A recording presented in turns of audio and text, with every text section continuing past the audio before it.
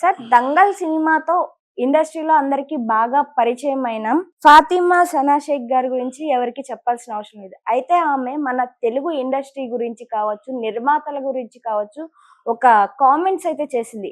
Telugu industry అంటేనే నాకు అసహ్యం.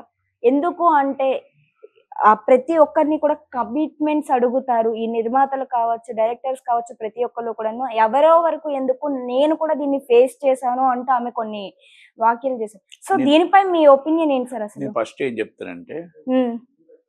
నిజం మాట్లాడేటప్పుడు ప్రూఫ్ చూపించాలా? హ్మ్. మాట్లాడలేనప్పుడు మాట్లాడొద్దు ఫస్ట్ ఆఫ్. హ్మ్. నువ్వు ఆ రోజే నిలబెట్టి, అక్కడే నీకు ధైర్య సాహసాలతో ఈరోజు నువ్వు మీడియా ముందుకు రా, ఆ రోజు నువ్వు మీడియా ముందు అది లాగి అడిగినోడిని లాగి 2 పీకి అప్పుడు నువ్వు పోలీస్ స్టేషన్ కంప్లైంట్ ఇచ్చావు, ఛాంబర్ కంప్లైంట్ ఇచ్చావు, నువ్వు వచ్చి మాట్లాడుంటే is a valuable person. Valuable is నీ టైం కానీ నీ మాటలు కానీ వాల్యుబుల్గా తీసు. ఇప్పుడు గతంలో నువ్వు ఎవరి దగ్గరికి వెళ్ళావో, ఎవరిని సినిమా అడిగావో, ఎవరు నిన్ను కమిట్మెంట్ అడిగారో నువ్వే కన్సర్న్. ఎందుకంటే దీంట్లో సినిమా నిర్మాతలు, సినిమా తీసేని వాళ్ళు 1300 మంది ఉన్నారు. హ్మ్. సినిమా తీద్దామని అనుకున్న వాళ్ళు 3000 మంది ఉన్నారు. తీద్దాం అనుకున్న వాళ్ళు అంటే యాన్యువల్ మెంబర్స్ అంటారు. అవును. ప్రతి వాళ్ళు నిర్మాత అని చెప్తారు. ఒక్కొక్కరు సినిమా తీద్దామని ప్రయత్నం చేసేటప్పుడు ఒక్కొక్క టైంలో ఒక్కొక్కరు డిఫరెంట్ యాంగిల్స్ ఉంటాయి. ద టాప్ 21 ప్రొడ్యూసర్స్ హ్మ్. మిమ్మల్ని కలటానికి, మీతో మాట్లాడటానికి అంత టైము వాళ్ళకి సరిపోదు. Is the number 1 position. Number 2, మీరు డైరెక్టర్స్‌ని వాళ్ళని కలవాలి అంటే కొంచెం టైం పడుతుంది. ఎందుకంటే ఆడిషన్ చేసేవాళ్ళు కో డైరెక్టర్స్, అసిస్టెంట్ డైరెక్టర్స్ చేస్తారు. వాళ్ళు ఫోటోస్ అవన్నీ చూసి ఒక కరెక్ట్‌గా ఓకే అనుకున్నప్పుడు అంటే టాప్ 1 క్యారెక్టర్ డైరెక్టర్ చేస్తాడు. ప్రొడ్యూసర్స్ కూడా వాళ్ళు అంత తీరుకుండదు. వాళ్ళకి ఎవరికి కూడా అంత ఓపిక లేదు. Top 21 producers. మీకు ఏదైనా చిన్న సినిమా చేసినప్పుడు ఎవరైనా మిమ్మల్ని అడిగి ఉండొచ్చు. హ్మ్. ఉండి మీరు దాన్ని మీరేమి సమర్థించుకున్నారో మీకు ఇష్టపడితే మీకు వాళ్ళకి ఇష్టపడితే మేమేం చేయగలుగుతాం? మేము నిమిత్త మాత్రం. ఇష్టం లేనప్పుడు అక్కడే మీరు కొట్టి ఛాంబర్ కంప్లెయింట్ పెట్టానండి, ఛాంబర్ తీసుకోలేదండి, కౌన్సిల్ కంప్లెయింట్ పెట్టానండి, తీసుకోలేదండి, అలాగే ఝాన్సీ గారికి చెప్పానండి, వినలేదండి, దామోదర్ గారికి చెప్పానండి, వినలేదండి, లేకపోతే మా అసోసియేషన్ చెప్పానండి అని చెప్పాలి. నువ్వు ఏది పెట్టకుండా నువ్వు ఇండస్ట్రీ కోసం బ్యాడ్‌గా మాట్లాడితే ఇండస్ట్రీ ఎంతో కలమతల్లి ఎంతోమంది హీరోయిన్‌ని, ఎంతోమంది హీరోలని, ఎంతోమంది సైడ్ ఆర్టిస్ట్‌లని మొత్తం టోటల్‌గా కొన్ని వేల మంది కుటుంబాలు ఈ ఇండస్ట్రీలో బతుకుతున్నాయి. ప్రతి ఆడపిల్ల వస్తుంది సురక్షితంగా బతుకుతుంది. ఒక్క ఆడపిల్లకు తప్పు జరిగిందని 99 ఆడపిల్లలకు తప్పు జరగలే. హ్మ్. ఎక్కడో ఒక ఆడపిల్లకు తప్పు జరగలేదు, కాస్టింగ్ కౌచ్ లేదు, అసలు లేకపోతే చాలా చాలా క్లీన్‌గా ఇండస్ట్రీలో ఉన్నాము అని నేను చెప్పట్లా. హ్మ్. ఒక ఆడపిల్ల, ఒక మగవాడు జరిగినప్పుడు ఇష్టపడితే మేమేం చేయగలుగుతాం? ఇప్పుడు మీకు ఇష్టపడింది. మీకు ఆయన పని కోసం మిమ్మల్ని వాడుకున్నాడా? లేపోతే మీరు పని కోసం నా క్యారెక్టర్ రావాలని మీరు వెళ్లారా అనేది మాకు తెలీదు కదా! ఇప్పుడు మాకేం అవగాహన ఉంటది? మీరక్కడ నిజంగా మీ స్వార్థం అక్కడ ఉంది. నిజంగా మీరు పెద్ద హీరోయిన్ అయిపోదామని మీ స్వార్థం ఉంది. ఆళ్ళు అక్కడ మిమ్మల్ని వాడుకొని వదిలేద్దాం ఆళ్ళ స్వార్థం ఉంది.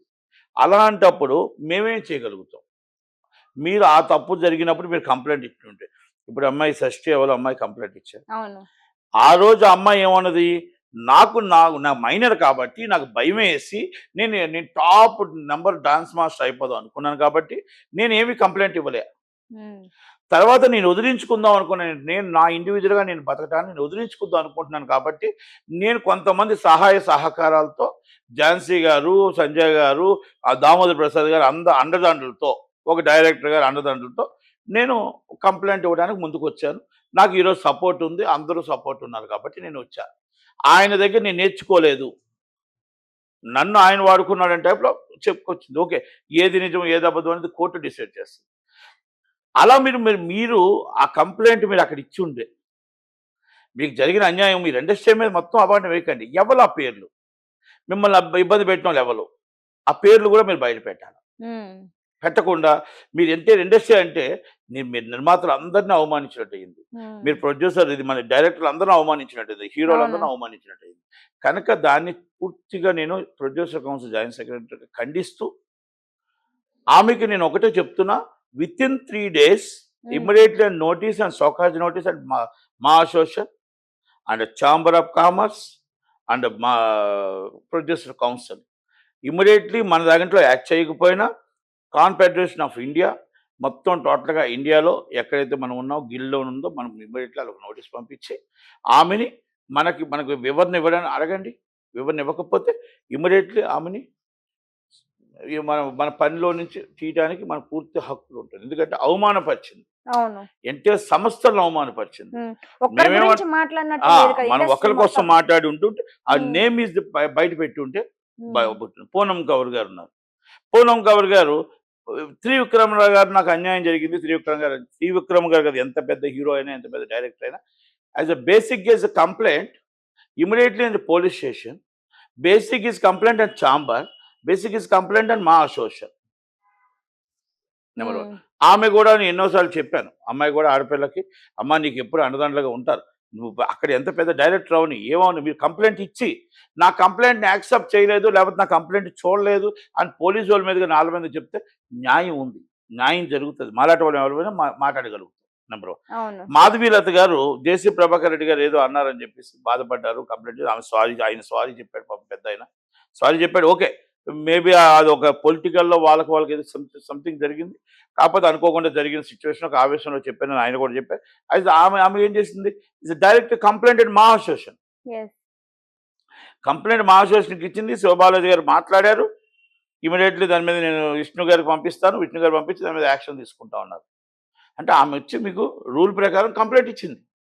మరి మీరెందుకు రూల్ ప్రకారం కంప్లైంట్ ఎవరు ఇవ్వకుండా మొత్తం ఎంటైర్ ఇండస్ట్రీని ఎంతమంది ఆడవాళ్ళు ఇక్కడ బతుకుతున్నారు, వాళ్ళకి పెళ్ళిళ్ళు కావాల్సిన వాళ్ళు ఉన్నారు, పెళ్ళిళ్ళై భర్తలు ఉన్న వాళ్ళు ఉన్నారు, ఎంతోమంది సేఫ్టీ ఇండస్ట్రీ, ఎంతోమంది మరి ఆడబిడ్డలు పనిచేస్తున్నారు, రాత్రనగా పౌలంగా 24 hours పనిచేస్తున్నప్పుడు ఇక్కడ ఇండస్ట్రీకి భద్రత ఉంది, సెక్యూరిటీ ఉంది, మనకు ఆల్రెడీ గవర్నమెంట్ ఒక కమిటీ వేసింది, ఇవన్నీ ఉంటుండగా మీరు ఏ రైట్లో ఈ విధంగా నన్ను కోరిక తీర్చమన్నాడు, లేకపోతే నాకు ఇంకో మాట అన్నాడు అన్న మాట అనడం అనేది నేనేమన్నాడు, ఇమ్మీడియట్లీ మీరు ఎవరి పేరు నేమ్ పెట్టండి, మీరు కంప్లైంట్ ఇష్యూ చేయండి, ఆ పేరు లెవెల్లో చెప్పండి.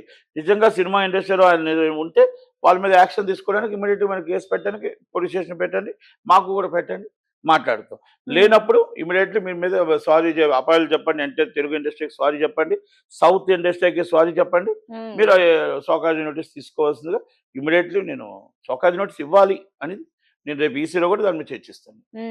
ఎందుకంటే వెరీ వెరీ సీరియస్, ఇలాగ అభియోగం చేయడం అనేది కరెక్ట్ కాదు.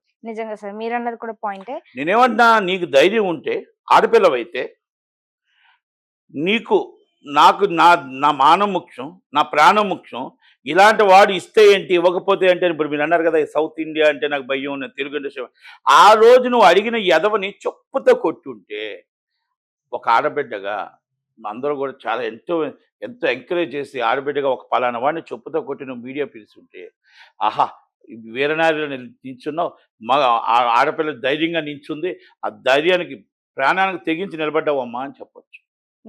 మరి ఆ రోజు ఏం జరిగిందో నీకు తెలియదు, మీకు వాళ్ళతో ఏం జరిగిందో ఆ పేరు తెలియదు, ఏమీ తెలియదు. ఈ రోజు మన ఇండస్ట్రీని అబాలు వేయడం ఎంత కరెక్ట్ అనేది ఇది ఎంటైర్ జనాలు చూస్తున్న వాళ్ళు కానీ ఇండస్ట్రీ కానీ దయచేసి ఆమె కూడా request and immediately is a name బయట పెట్టండి, నేమ్ బయట కంప్లైంట్ ఇవ్వండి. అంతే తప్ప మీరు అలా పేరు చెప్పకుండా ఇలా చేయడం అనేది కరెక్ట్ కాదు అని చెప్తున్నాను. ఎందుకంటే అందరి ఇండస్ట్రీలో ఉన్నాయి, మా ఇండస్ట్రీ ఎలాగ ఉందో, ఐటీ ఇండస్ట్రీ ఎలాగ ఉందో, సినిమా మొత్తం టోటల్గా టెలివిజన్లో అందరి దాంట్లో ఆడపిల్లలు పనిచేస్తున్నారు.